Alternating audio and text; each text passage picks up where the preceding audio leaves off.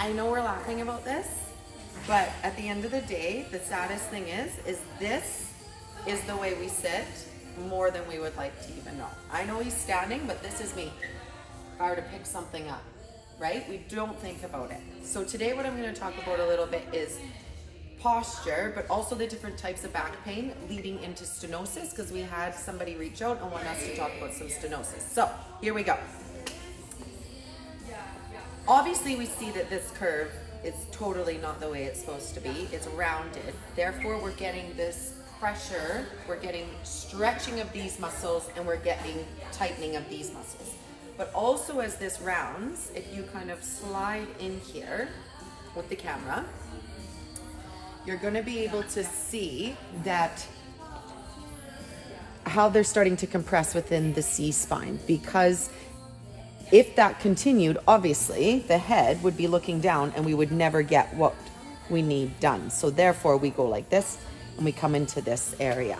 So since we're here, I'm going to kind of just talk a little bit about stenosis. So what you're going to see here, and what people come in with the neck pain, is you can see every single, these are called facet joints, and the facet joints are where the bones come onto one another with the transverse process.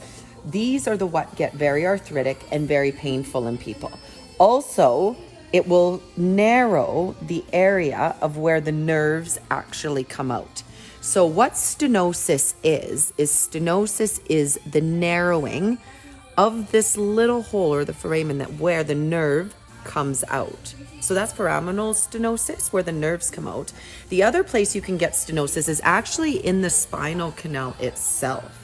So the actual hole of where the spinal canal is becomes narrow, and it can actually pinch on the spinal cord, and therefore cause different types of pain, numbness, pins and needles, and things like that. So those aren't good conditions. That is long-term postural issues.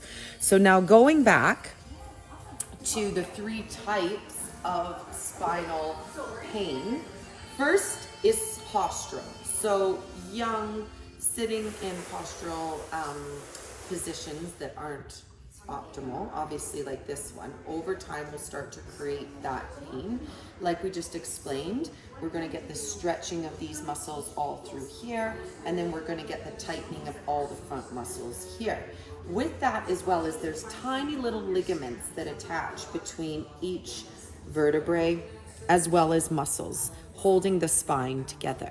Those actually as well start to stretch. So that is the first type of pain that somebody might come in with. They come to physio, they're like, oh, I got this sore back, what do? I sit at a desk all day. Well, most likely what we're looking at is we're looking at postural back pain. Lumbar spine, thoracic spine, cervical spine, right? They're all the same. Now, the way we correct that makes sense, correct the posture. So lots of different things that we can do is that sometimes we will work on the muscles in this area, but we'll also stretch the front and we'll strengthen the back to obviously try to bring that person up in a better position, right? It's not optimal, but there we go.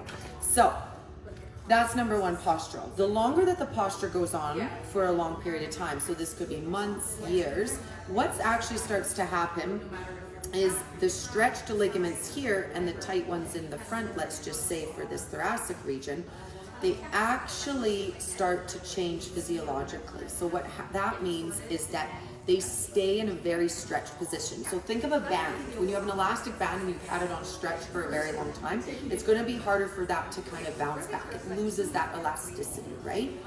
That's the same within the ligaments and within the muscles. So now we've got stiff joints. So for instance, if I'm really tight in the front, it's going to be hard for the joint to want to move forward because now it's tight in the front and it's stretched in the back. So now we actually have to do vertebral or like manual movements of the spine to try to get that movement back into the spine. So that's like the next stage of back pain. It's harder to get to the root of. We need to do a bit more hands-on physio, and then we need to do a lot of postural correction and strengthening of the postural muscles and stretching of the ones that are too tight. Lastly, when that goes on way too long as well, now you're thinking that the vertebrae are actually starting to shift on one another, because that posture is starting to change and change and change and change. The longer it starts to, and you start to get these areas, then you start to obviously get the discs that are actually getting pinched for way too long. And that's when we described in our last video, when we actually get a herniated disc or a bulge disc or anything like that. That would be the third stage of letting the postural back pain and the postural deformations and then the derangement of the actual tissues go on for too long and then actually create discogenic back pain. This can happen lumbar, it can happen in the thoracic, it doesn't happen as much, but we do see it a lot in the neck because of obviously that posture. So we usually treat a lot of the neck and into the back. So what physiotherapy does for something like this is, like we were saying, depending on what we diagnose, where is this back pain coming from? Is it just postural? Is it more of a derangement? Is it discogenic? Is it got narrowing of the canals with stenosis? Many different things, and there's more back issues that we see as well. But we make that diagnosis, and then from there, most likely, is that we will release the muscles that need to be released. We will strengthen the other ones that need to be strengthened to get a good posture once again. For the stenosis, we actually look at traction. So the way, there's not a cure to stenosis, but what we can do is we can look at apparatuses that we have in the clinic that actually open and traction, so it opens that area, and then we strengthen the muscles around it to hold that new position that we're trying to create.